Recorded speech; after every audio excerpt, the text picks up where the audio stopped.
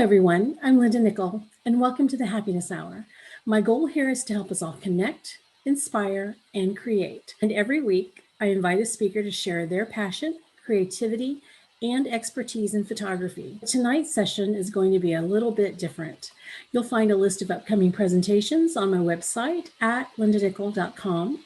Under Happiness Hour, you'll find the links to previous sessions on my YouTube channel. So please subscribe, like, and share.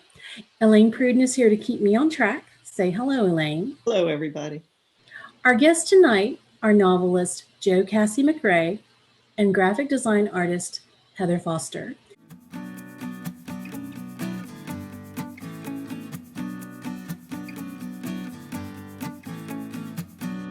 In tonight's presentation, The Lightcatcher Murders, Not Your Typical Cozy Mystery, Austin-based writer Cassie McRae will discuss some of the choices she made that pushed the cozy boundaries. She'll share her thoughts on why she chose the cozy mystery genre, introduce us to some of the characters, and walk us through a few scenes to illustrate her character and mystery development approach. We'll also hear from Heather Foster, who designed the book cover that further sets The Lightcatcher Murders apart from the typical cozy.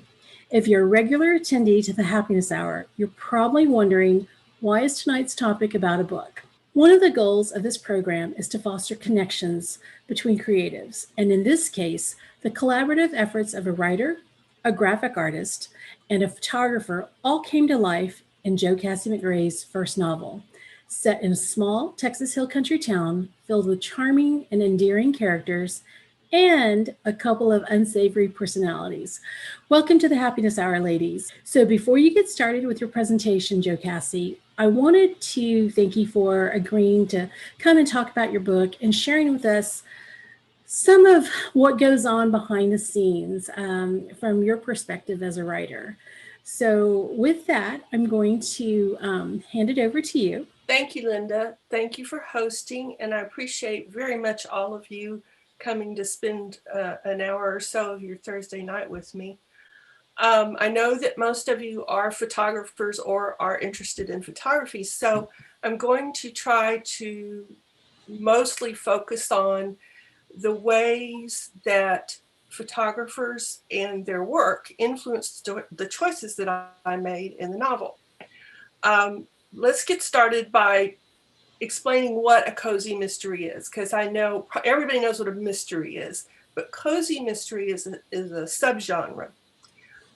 They have several characteristics. First of all, a cozy mystery is always set in a small town or a close community where everybody knows each other and they all know each other's business more than some of them would like. For example, if you're familiar with Agatha Christie's Miss Marple, you know that she lives in a small village and all of the stories are set either in her little village or some other small villages or towns in England. Another example would be the more recent novel, The Thursday Murder Club. And that one's set in a retirement community. So you've got, a close group of people. The second characteristic is that there's pretty much always an amateur sleuth. It's usually a woman, though it can be a man. And if they're not completely an amateur, like Kate in my book, then there's somebody who isn't normally a homicide investigator. So the murder aspect of it is something that they're uncomfortable with. There's usually a grudging relationship between the amateur sleuth and whoever the law enforcement officer is, the detective or the investigating officer. Usually it develops that at first the law enforcement presence is resistant to this amateur sleuth being involved, but then they come to appreciate their input and appreciate their insights, but they still don't like it. In a cozy mystery, romance is okay, but on-screen sex is verboten. No on-screen sex. No excessive violence or hardcore profanity. I don't use hardcore profanity, so that part was fairly easy for me, although I do have some expletives in my book. a little bit more than what you would normally find in a cozy mystery, largely because the bad guys in my book are very bad people, and they're the kind of people who would use the kind of language that they do in the book. In a cozy mystery, characters are more important than the action. So you get a lot more character development, and you will tend to invest in the characters and want to read subsequent books because you're interested in them. The mystery and whatever else, the murder, whatever else is going on, is kind of secondary to your fondness for the characters. They always include humor, which is really important to me. I know if I'm reading or watching something that is more intense than a cozy mystery, I tend to want bits of humor here and there to sort of soften that. And so cozy mysteries do that. It was perfect genre for me. So for examples, if you are familiar with Agatha Christie's Miss Marple, Lillian Jackson Brown's The Cat Who books, Alan Bradley's Flavia de Luce, which is a favorite of mine, Carolyn Graham's Midsummer Murders, which was made into a long-running TV series. I think it's been on for about 100 years. Or if you're like my vintage or older, you will remember an old TV show called Murder, She Wrote, and that would qualify as a cozy mystery. Some cozy mysteries push the boundaries. They will step outside those parameters that I just told you, and that's where I wanted to go. My book sort of leans toward crime fiction, and that's because I like crime fiction, but I don't like gritty realism. For example, I like the authors Stephen Hunter and Lee Child, but every now and then they're a little too intense for me. So I didn't want to go that far and set and write a crime novel, but I have elements of that. I tend to like more action and adventure than the typical cozy mystery contains. And so I put more of that in the book. And then my cover. My cover is very different from the traditional cozy mystery cover, and we'll get into that later. Right now, let's talk about inspiration, because that's what we're all here for, right? And Linda's going to throw a picture up for you to look at and for me to talk about. Linda took this picture. Photographers, artists, writers, we all look for inspiration in everything we see. It's just in our DNA. Photographers travel to a place and they want to photograph it. I travel to a place and I want to write about it. But we're being inspired by this thing that we've been exposed to. When Linda showed me this photo, I just fell in love with it. Oh, let me back up and throw in a note here real quick. This photo is the background for my book cover, but it also sort of inspired the story. And if you read the book, you'll see that Lucy, the photographer, has a big mural, and this picture is what I envisioned for the mural. The reason I want to point that out is, for those of you who are photographers, your photograph could inspire a book. That's what happened here. Linda's photograph inspired a book. So remember that. Think about that. Think of this power that you have. The other thing is that indie authors and cover designers are always looking for material for book covers. And if you're interested in being able to get more of your pictures out there, that might be something that you want to explore. Unfortunately, most indie authors can't afford to pay much for the picture, but if you're open to just a book credit and possibly driving more traffic to your website, you might want to consider it. So anyway, I saw this picture and I loved it. I think it was I think it's like one of my favorites of all of Linda's photographs. When I look at it, I say, the photograph, it's not static from me. It's like a moment when something is getting ready to happen, and my mind wants to fill in that story. Yes, I'm weird. I'm sorry, I'm weird. I start thinking, what could be hidden in there? What adventures or mischief could the photographer get up to when they took that picture? Or what adventures or mischief might the photograph itself lead to? Those are the kind of questions that were spinning in my mind that led to the Lightcatcher murders. Another source of information, of inspiration for Lightcatcher, was listening to Linda talk about her experiences over the years as her photography career has progressed. The photography festival idea, which the book opens in the middle of a big photography festival, that came about when she was first had her photographs shown at a photography festival in Georgetown, Texas. And I went, and I was just astonished at it. Just was interesting to me that you had all these photographers, and they're all different, and they all had different material. Some of them were professionals, but they were very supportive of Linda. She's always talked about how supportive photographers are of each other. And the next thing I got from Linda was, when I started writing, she said, you need a website. And I didn't want a website, but she said, you need a website. So I got a website. And then she said, you need to be on Facebook and Instagram. And I said, I don't want to be on Facebook or Instagram. I don't like Facebook. I don't like that they monetize my personal information. It bothers me that we've sort of become a selfie happy society, that we're always snapping pictures and we're posting pictures of ourselves and other people. And we don't stop and think about how those photos could be used and by whom they could be used and for what purpose. Those things were all spinning around in my mind as I started crafting the book, and those elements show up in the book. The other thing that happened was Linda bought a drone, and she was so excited about her toy, and she just was having all these adventures with her toy.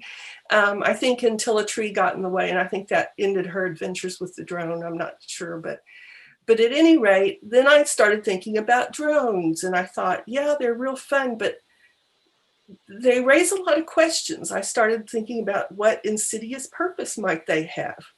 That factored into the plot of the book. Just in general, people and places are inspiration, as I'm sure those of you who are very into photography know. As far as people, as you can tell, Linda became kind of a springboard for the character of Lucy Selleck in the book. There's another character in the book that you're going to meet in a few minutes when I read you an excerpt, named Tessa Boatwright. She's an artist. She was inspired by a friend I have who's an artist and who's just about as out there as Tessa is. My interest in the hill country became part of it, and my reason for setting it in the hill country was because the hill country is what I know. I've lived here for over 30 years. I like the cultural diversity. I think the hill country is one of the most culturally diverse areas in Texas. I like the crazy quilt of architectural styles and the confluence of languages, and it's just a location that perfectly lends itself to the cozy mystery genre. So, developing the story and getting down to the story. The first character you meet when you start reading the book is a young man named B.D. Jackson. We follow him into Wheaton Creek, and even though he's the first person you meet, he's really not that important of a character, aside from the fact that his actions set up a major storyline for the book. He's just not that important, but he serves an important function. As I said, he sets up a major storyline. He's just a petty criminal who doesn't understand that all the troubles in his life are because he makes bad choices and won't accept personal responsibility. He blames everything on bad luck. and he feels like the town of Wheaton Creek is conspiring against him because he's trying to keep a low profile, and the place is swarming with photographers who are at this festival. But looking through his eyes was a good way to introduce the town. It's a good way to introduce the notion that there's something fishy going on here. He's a petty criminal. We suspect his boss is too. He gives us the setup for action that follows and a plot point that will come up later. It illustrates his phenomenally bad decision making. For example, he goes into town, he's trying to keep a low profile, he doesn't want his picture taken, so he's wearing dark glasses and a hat. But then he passes a group of teenage girls, and because he's such a jerk, he can't resist stopping to ogle their backsides. So he takes his glasses off, and now you can see his face. And that comes back to bite him later. He's also a symbolic antithesis to the main characters. So as BD walks along Main Street and he's milling through the crowd, he sees a county sheriff's deputy coming down the sidewalk toward him. And with his background, his response to seeing a law enforcement officer is to hide. So he ducks into the first place that he can find, which happens to be an art gallery. In the gallery, we meet three of the main characters, or several of the main characters. The first one we meet is Kate Atherton. She's going to be the main character in the book, but at this point, we don't see her that way. We just see her as basically a sort of uninteresting older lady. She's described as being very beige, meaning she's unremarkable in appearance, personality. But the alert reader will pick up on certain characteristics. She's uncannily observant. She doesn't like to stand out. And she has a sixth sense about people and situations that might represent trouble. We also meet Lucy Selleck, who's the photographer. She's described as a middle-aged woman, she is a middle-aged woman who's the only amateur photographer to have been awarded the privilege of showing her photos at this prestigious photography festival. In the book, she's described as diminutive and compact. Lucy had a round face framed with dark curls that would have made Shirley Temple proud. The photographer even sported a distinctive dimple, which appeared at the corner of her mouth whenever she smiled. With sparkling brown eyes and an easy laugh, the middle-aged woman radiated an energy that was surprisingly youthful for her years. While the energy could be infectious, for those who spent much time with her, it was more often exhausting. And I'm sure we've all known somebody like that.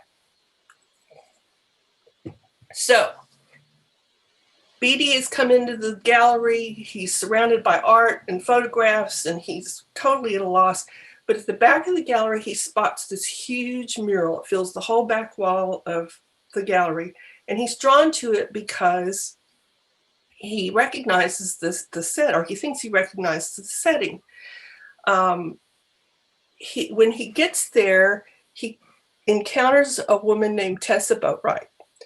Tessa is very antisocial. She's an artist. She's very antisocial, and she's only agreed to help out at the festival.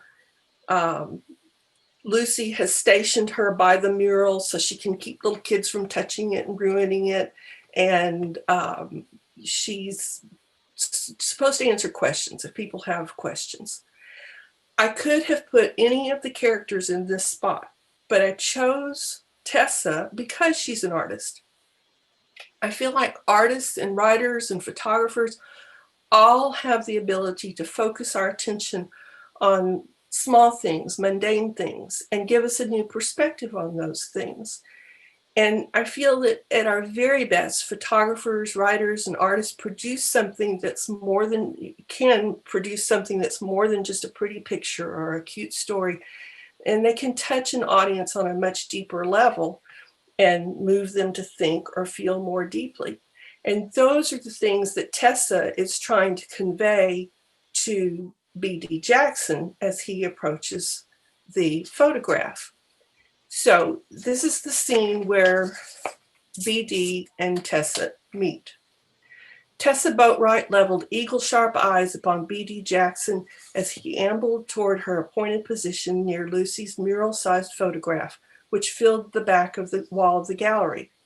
Ostensibly there to answer questions, Tessa also made it her duty to keep inquisitive children and unthinking adults from touching the expensive photograph.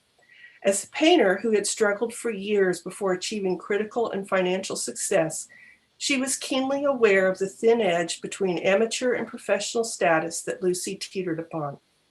Tessa wanted to help her friend, and she was determined that every visitor appreciate what was special about Lucy Selleck's photographs.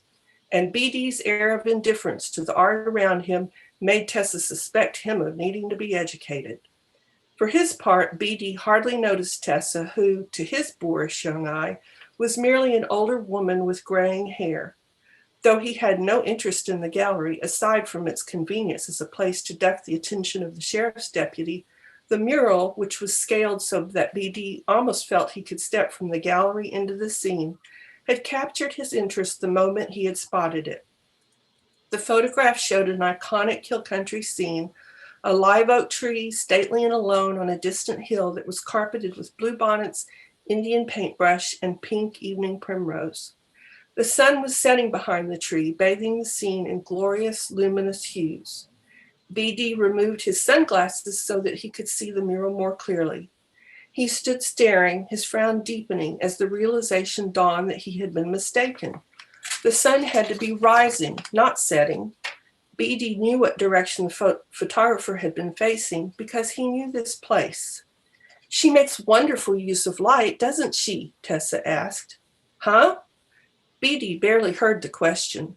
With his attention riveted by the mural, he managed a sideways glance in Tessa's direction.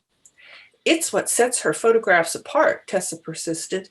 "It's what, in my view, makes them art instead of just pretty pictures. See how the brightest light starts as a point just at the horizon and then spreads out to touch everything with the full spectrum of new light? You can almost see each ray, each with its own particular hue." When B.D. did not respond, she gestured toward the mural like a prize model on a game show. "Here," she indicated with a graceful wave of her hand. "It's as though everything in the world starts here at this point, at this moment of a new day, like the hope of a new birth rendered upon the landscape. Photographers have often been called light catchers. I think it's such a good name for them, especially for Lucy." Tessa glowed with pride as she gazed upon the mural. B.D. turned his full attention to Tessa now, his expression saying that he wondered what this crazy old woman had been smoking. Tessa, who was in full steamroller mode, did not notice the look.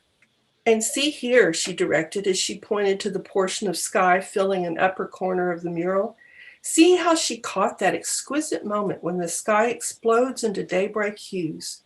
And see how she brings us the diaphanous play of light and color on the streaks of cloud." Tessa stepped back, admiring the clouds. "Her inclusion of the distinctive clouds is a wonderful touch, I think. They lift the composition out of the ordinary." B.D. was staring at the clouds too, though not because he had any particular appreciation for their aesthetics. He took a step closer to the mural, focus narrowed, and then stepped back again. "It can't be," he thought. Tessa clasped her hands over her bosom and stood beaming at the young man. "You see it, don't you?" she asked, the pleasure in her voice barely controlled. Her effort at instruction had not been wasted. B.D. looked at her as though startled. "See what?" he demanded. "What do you see?" The smile melted from Tessa's face, and she blanched at the sharpness of his tone. "Well, the artful use of light, of course."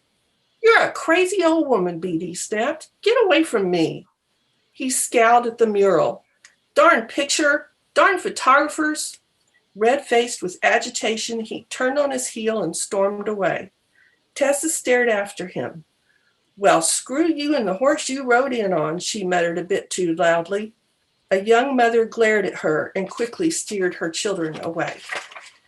I should say I changed B.D.'s expletives in that section to make this a little more family friendly, but it kind of makes him seem a little softer than he is. So the next morning, Lucy shows up at the art gallery to collect some of her photographs, and she discovers that her beautiful mural has been vandalized in the night. Somebody broke into the gallery. They've just totally destroyed the mural. She's convinced that the vandalism was done by another photographer who's jealous of Lucy's success, and has earlier in the book has implied that the reason that she got the position of showing her photographs in the art galleries was because of favoritism or because of some shenanigans between her and the judges. So she's not happy with this guy, and she's convinced that he's the one who damaged her mural. I'm going to read this to you for a couple of reasons. First of all, this is where we get a sense of the relationship between Kate and Lucy. We see the passionate, impulsive side of Lucy's personality, which is going to become a driving force later in the story and will lead her into things that she shouldn't get into. And we'll hear Lucy give herself a motive for murder. Picking her way through the broken glass again, Kate slipped up behind Lucy. She gave the beleaguered deputy a sympathetic smile and gently took hold of Lucy's elbow. Lucy, dear, do you think you might want to calm down? This officer is going to do his best to find out who did this and why. He isn't the bad guy here. Lucy wheeled on her. He doesn't have to look far to find out who did this. If he'd just listen to me and quit asking irrelevant questions. I've been telling him that it has to be Stuart Wilson. You saw how Stuart behaved after the festival. He's a horrible, angry, vindictive man. Did you see how he ripped into my mural? The bastard, if I could get my hands on him, I swear I'd rip into him the same way. The deputy's eyebrows shot up and he shifted uneasily, his pen hovering over his notepad. Kate's grip on Lucy's elbow tightened, as did the smile she showed the deputy. I'm sure Miss Selleck didn't mean that, Deputy Green, she said. When Lucy started to disagree, Kate squeezed her arm so tightly that Lucy let out a little yelp of pain. She's understandably distraught. If you have more questions for her, might I suggest that you give her some time to collect herself? I'm sure she'll be more helpful when she's feeling a bit more rational. Rational? Lucy flinched again under the renewed fierceness of Kate's grip and did not finish what she had been about to say. Actually, Deputy Green said, I think that's all I need for now. He closed his notebook and turned his attention to the crime scene photographer who had just arrived. Kate pulled Lucy a few yards away, putting some distance between her and the scene, then turned a mildly reproachful look upon her fuming friend. Breathing audibly, Lucy glared right back at Kate. The expression on her friend's face aroused all of Lucy's defensiveness, and she folded her arms across her chest. What? She demanded. Kate sighed. Do you have to work today, Lucy? No, I scheduled a vacation day because I thought I'd be wiped out after the festival. Little did I know I'd be destroyed. That's a bit of an exaggeration, don't you think? I can see where this would upset you. I'm pissed, Kate. Thoroughly, absolutely, completely pissed. Don't start giving me that be reasonable or keep perspective stuff because I'm so not in the mood. Kate pursed her lips. You're huffing like a steam engine, Lucy. If you don't calm down, you're going to explode. You're an odd one to be telling me to calm down. Of all the people I know, you're the least patient with ineptitude, and he's as inept as they come. She had shifted her glower back to Deputy Green. Yes, well, at this moment, I'm more concerned with keeping you out of trouble than anything else. Besides, Deputy Green isn't inept, just inexperienced with this sort of thing, and you certainly weren't helping the situation with your ranting. Instead of being helpful, you flustered him. A storm cloud settled on Lucy's face. Fine, she said, though it was clear she was anything but. Oh, do stop behaving like a petulant child, Kate said impatiently. Lucy's mouth dropped open. She felt as if she had been slapped, which was just what Kate had intended.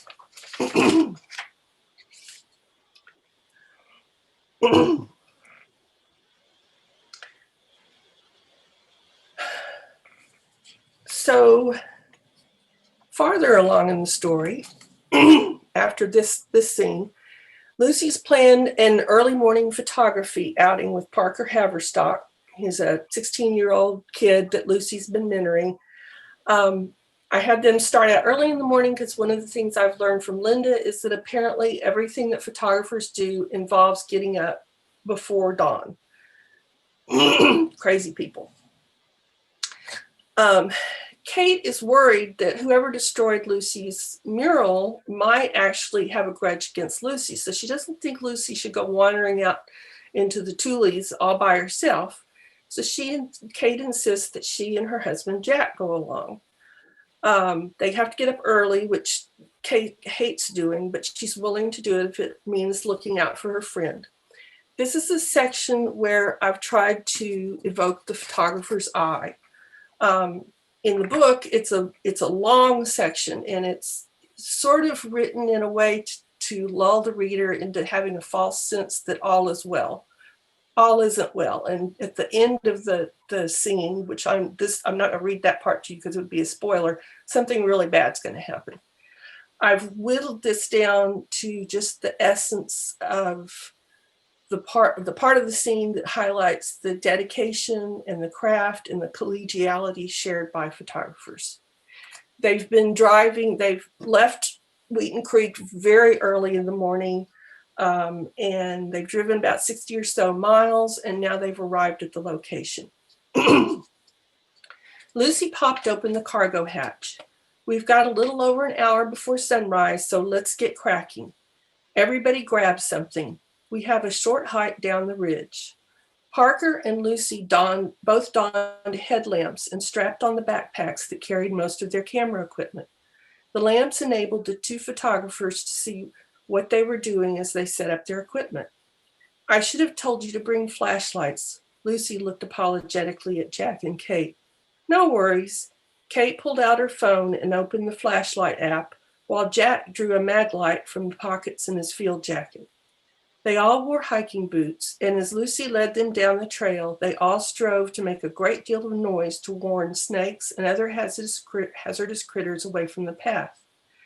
Down a gentle slope of about 70 yards, they reached a tier where the ridge flattened into a wide, bare expanse of rock and hardscrabble. This is it, Lucy announced. Jack set down the case he had carried and walked over to the rim. He shined his flashlight down the slope. While it was impossible in the darkness to tell how far the ridge dropped before reaching the narrow river snaking its way through the ravine below, the little he could see told him it was a much steeper slope than what they had just navigated. The limited arc of his flashlight showed some stunted vegetation, mostly scrub, and a lot of rock. Lucy was talking to Parker. We'll set up here where we'll have a good angle on the light reflecting on the river at the bottom of the ravine. She gestured into the darkness towards something Experience told her was there. There's an interesting rock formation jutting out just about there that makes an excellent foreground subject. I suggest we start with wide-angle lenses to capture more of the horizon. Let's get set up. We'll start shooting just before the sun comes up. Won't it still be a bit dark to get much of a photo? Kate knew there had to be a reason for Lucy's schedule, though it wasn't apparent to her. The camera can pick up more light and color than the human eye, Lucy explained patiently. We use long exposures to capture as much light as we can, and the tripods and remote triggers prevent camera jiggle that would give us a blurry image. Well, Kate said, it sounds like we should quit talking and fetch the rest of your equipment in our chairs. Lucy and Parker mounted their cameras on sleek carbon fiber tripods, made all the exposure adjustments they wanted, faced east, and waited. Watching the sky and squinting toward the still invisible horizon, Lucy mixed mental calculations with experience-honed intuition. Finally, she turned to Parker, beaming. Here it comes, she told him, and I think it's going to be a fantastic sunrise. Both photographers positioned themselves behind their cameras, eyes darting between the distant scenery and the displays on the backs of their cameras, and the shutter clicks started. It was a furious business, with bursts of clicks interrupted occasionally by some minor adjustment being made to one camera or the other. They spoke to each other in hushed voices, making observations or thinking out loud as they decided what they wanted to change about their setups. Occasionally, Parker asked a question, and Lucy walked over to his camera to check his work or offer advice. Slowly, the star-spangled indigo of night gave way to light so ethereally pale that Kate knew it could only be produced by nature. Indigo became navy, became gray, in a smooth gradation that comprised nameless shades of blue and gray as it progressed. And then the pink appeared, and lighter blues, and then long fingers of tangerine and salmon and gold announced that the blinding disk of the sun was on its way. It seemed to Kate that it was all happening too fast, that the glorious display would be over too soon. This, she decided, was worth hauling her complaining muscles and joints out of bed at such an unholy hour. That last little section, the traditional way to do that would have been using metaphors or similes. I opted for the long sentences with no commas because I wanted to create kind of a rolling rhythm. I was thinking of like Elgar's Enigma variations to evoke the rising sun. So these scenes that I've shared with you, I hope will give you a sense of how I've used characters to shape the story and how my inspiration that came out of Linda's photography and her pictures shaped the story, and also how the book steps outside of the little box that has come to find cozy mysteries. Another boundary that I pushed, as I mentioned earlier, was my choice of cover design. I wanted something a little more sophisticated than the typical cozy mystery style. And I came up with something that I thought was great. I mean, I thought, this will be a great cover. And I showed it to Linda and the other women sort of in my support group. And they all said, you need to hire a professional, which was, I think, their way of saying your cover sucks. But anyway, I was reluctant to do that because I was afraid that I wouldn't get what I wanted. I kept checking cover designers online and felt that I was just going to get a generic cover out of the box that really wouldn't be what I wanted. And so Linda introduced me to Heather, and I'm going to turn it over to Heather now so she can tell you about her process for coming up with my cover. Yeah. Take it away, Heather. Okay, Heather, why don't you step up and turn on your microphone and introduce yourself. Hi, everybody. I'm Heather. I'm a graphic designer.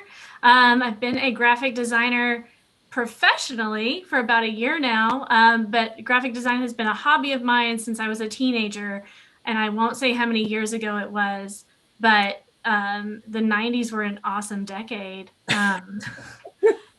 My parents were so kind we had Photoshop, and I started playing with that when I was about 16. So I've been doing this a while, not, like I said, but not professionally. That's just been recent.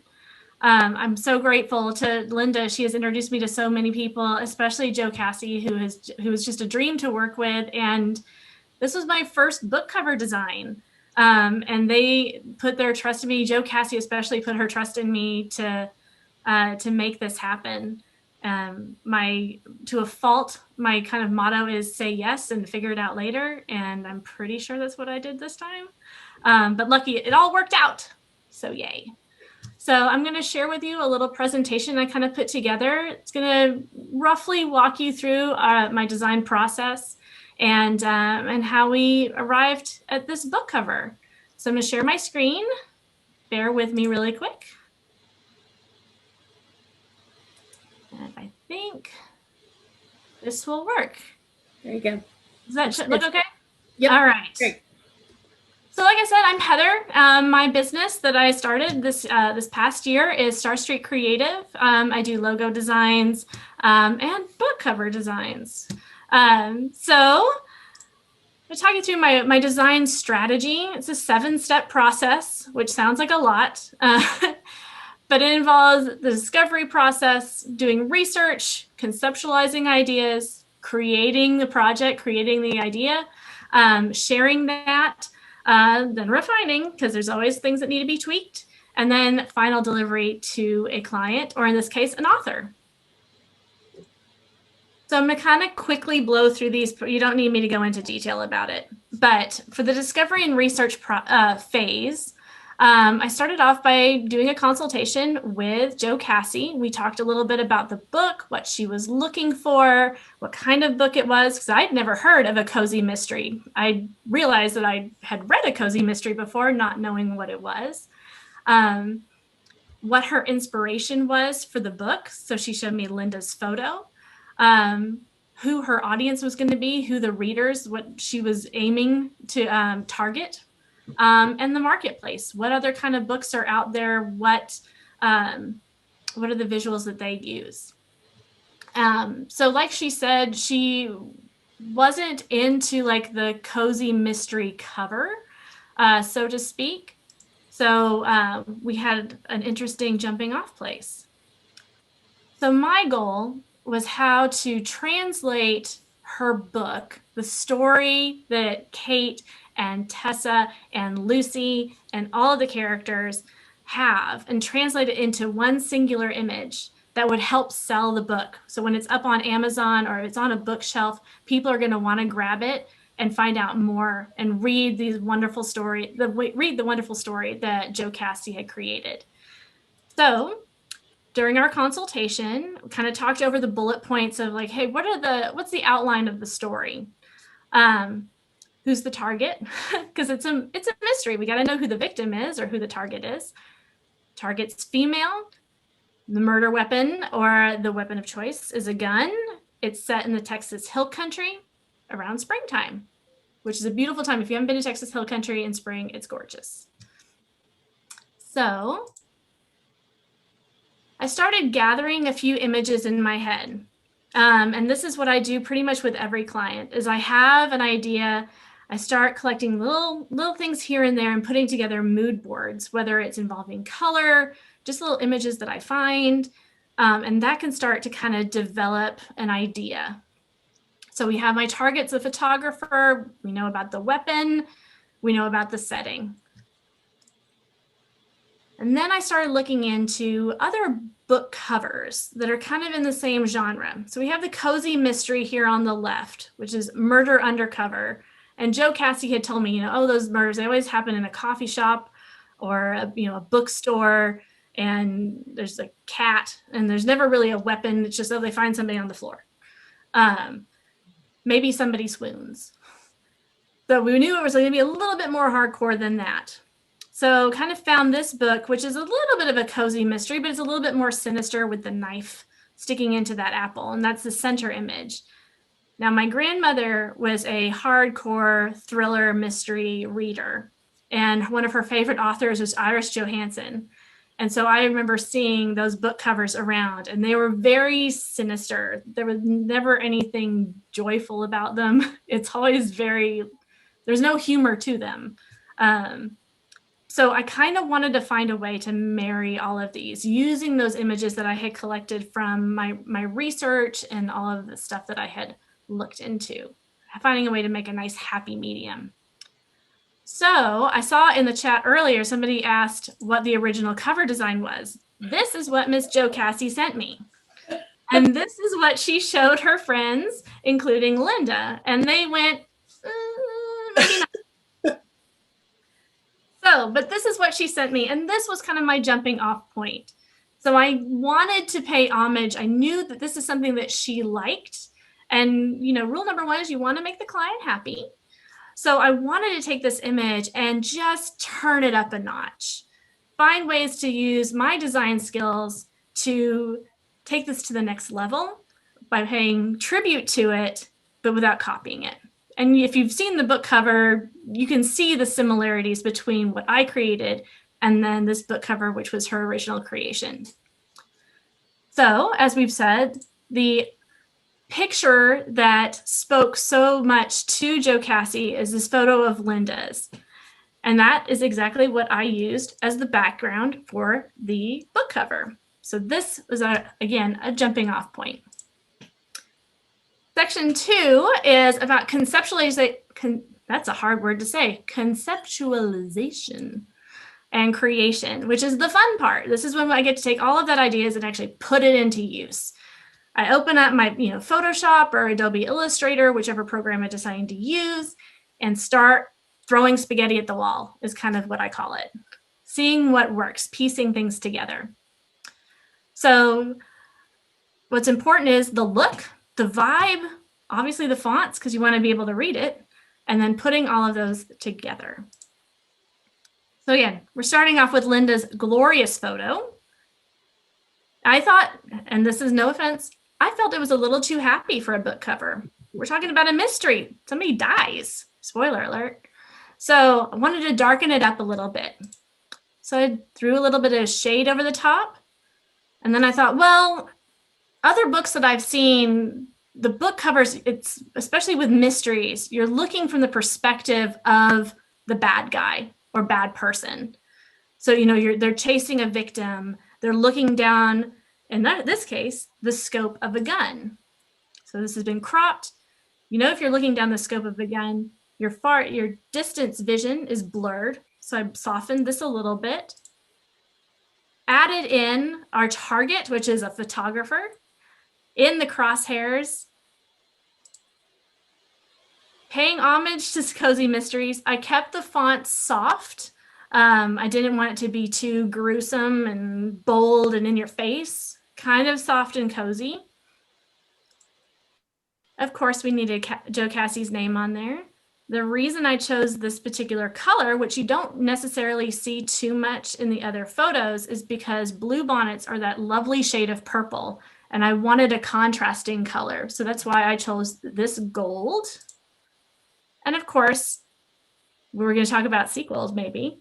So we wanted to have a little tagline underneath that it's a Kate Atherton mystery, because maybe if Joe Cassie writes another one, we're going to have a follow-up adventure of Miss Kate Atherton. And my last stages are sharing, refining, and delivering. Now, these can be kind of the scariest parts because this is when you get feedback or constructive criticism.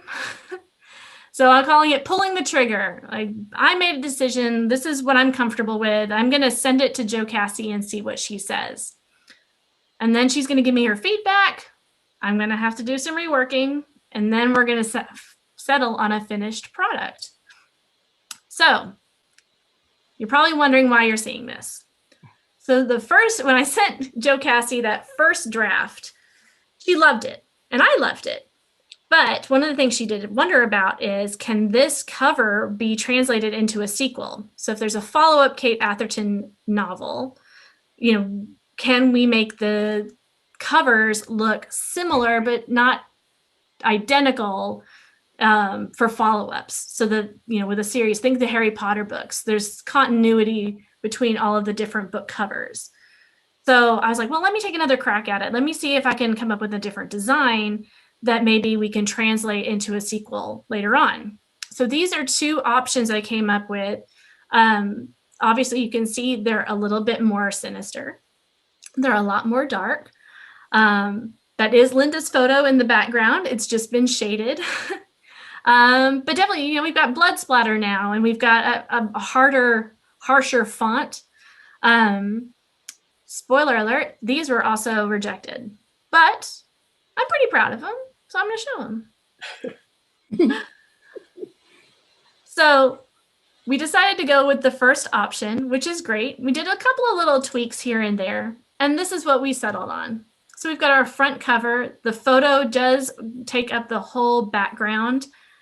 Designed the spine using that same gold color that I used for Joe Cassie's name.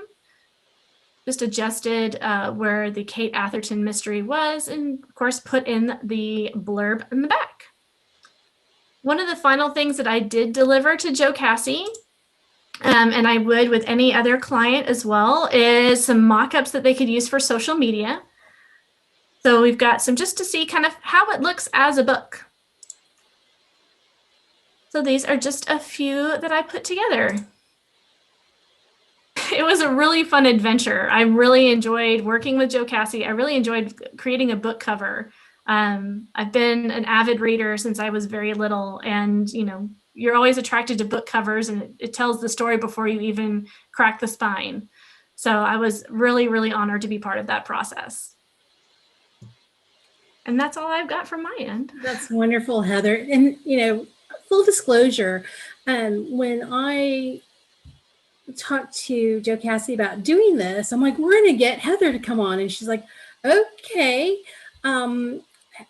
Do I need to talk to her? I'm like, no, I'll tell her she's coming on. So thank you for doing this, Heather. And I know that I didn't have to twist your arm too much, but I know that you didn't come, like volunteers, like I volunteered you. So it's okay. I'm used to it. It's fine. I'm super glad that you did. And congratulations on your first book cover. Okay. Joe Cassie, do you want to come back? I just, for a few concluding comments, what I've tried to communicate tonight. All creative people share the common practice of looking for inspiration in everything they see and do. If you're trying to be a photographer or trying to be a writer and you're not doing that, you might want to rethink that. Photographers use color and light and texture and composition to stir emotions and evoke atmosphere and tell a story. And writers do the same thing. We just use words. Remember that if you give your imagination free rein, even the simplest thing can become a big idea. In my case, Linda's photo became a book. The next thing is, don't be afraid to push boundaries. Not everybody's going to get it right away, but that's okay. Stick your neck out a little bit.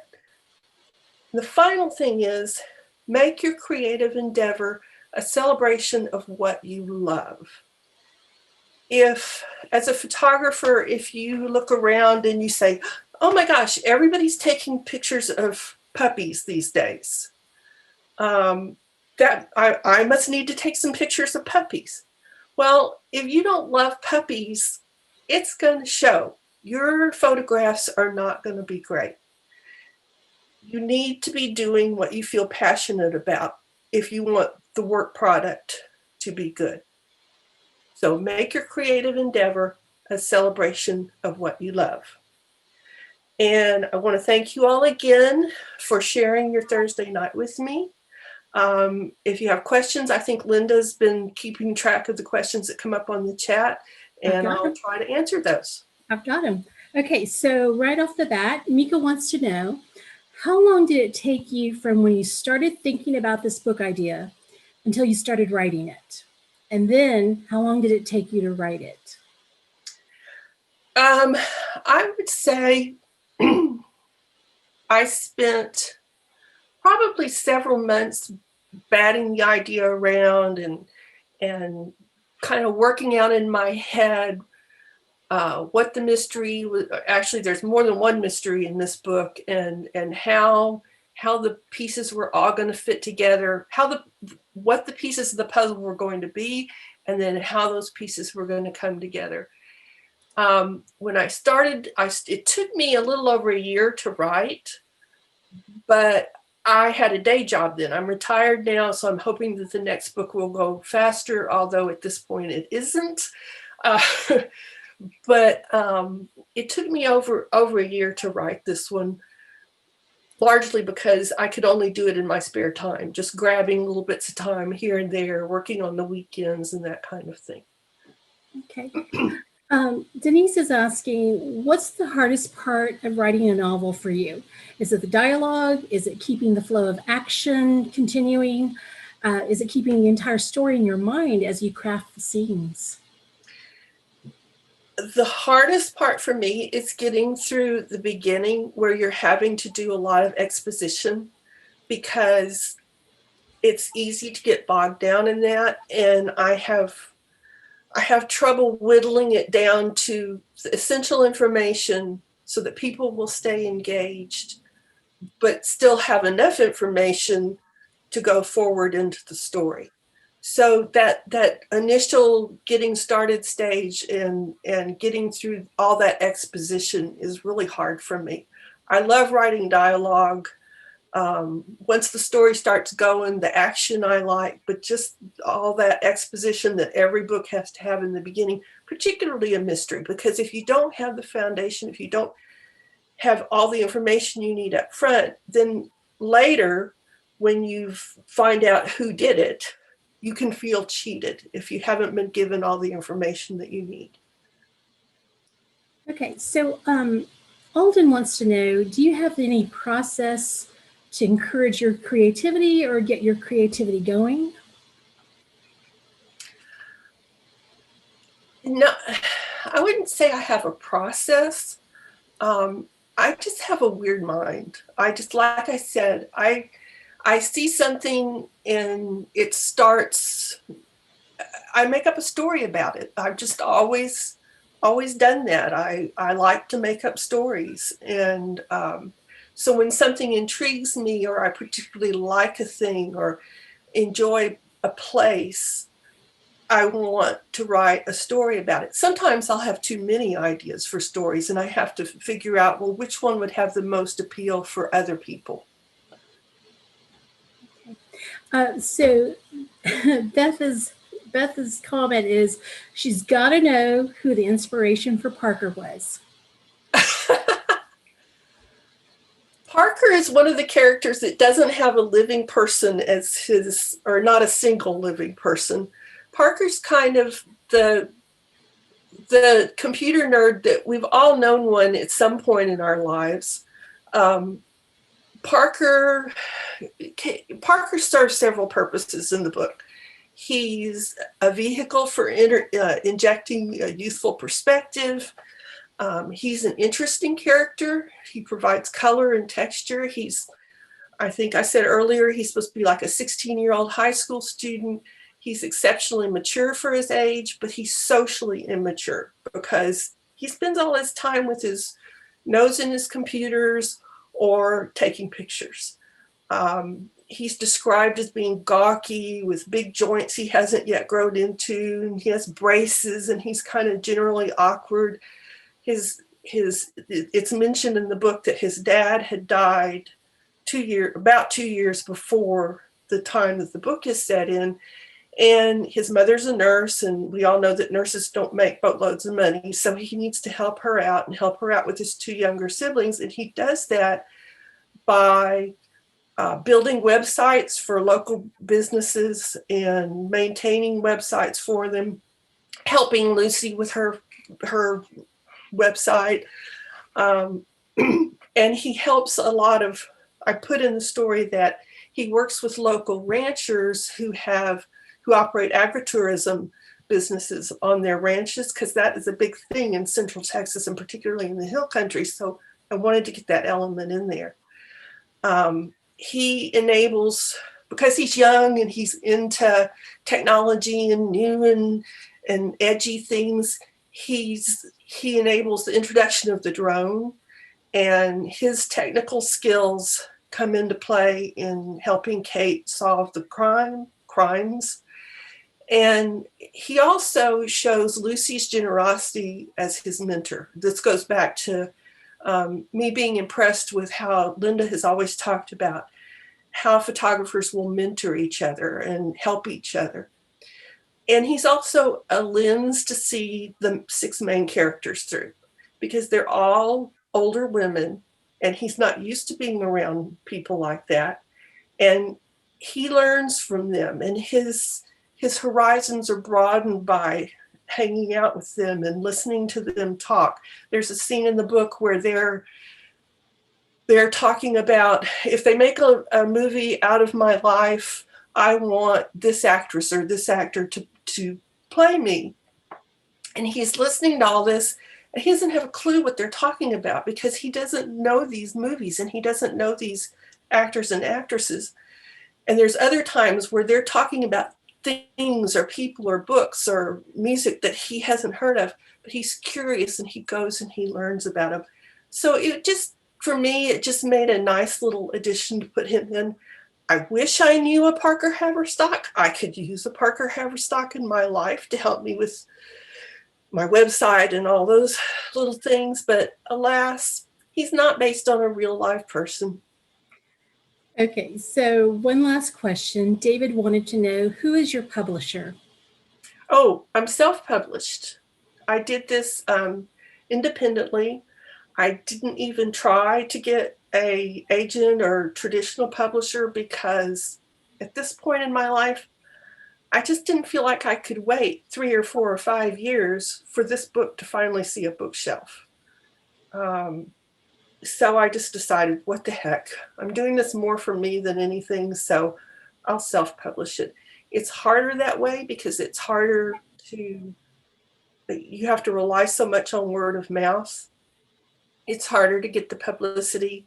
You don't tend to get as much respect as an author if you're not traditionally published, but this was what worked for me. Okay, so that is all the questions that I see, but I want to read a statement to you because it's by Trish, who is a photographer that's in the room, and I think that the other photographers are going to nod in agreement. She says, "I love how the story captures insight into the photographer's perspective. Photographers, whether professional or amateur, share a special kind of crazy that others just don't get. And that's including like getting up before dawn. And we have the special camaraderie that comes with that. So with that, ladies, I'm going to thank you both for doing this for my group. You guys can find Cassie McRae at joecassiemcrae.com. And Heather Foster is at starstreetcreative.com. And if you're on Instagram, look for her page at starstreet.creative. So next week, travel writer and photographer Chris Graber will be here to present Imagination to Reality. Until next time, go out and create something beautiful. And I hope that we see you again soon.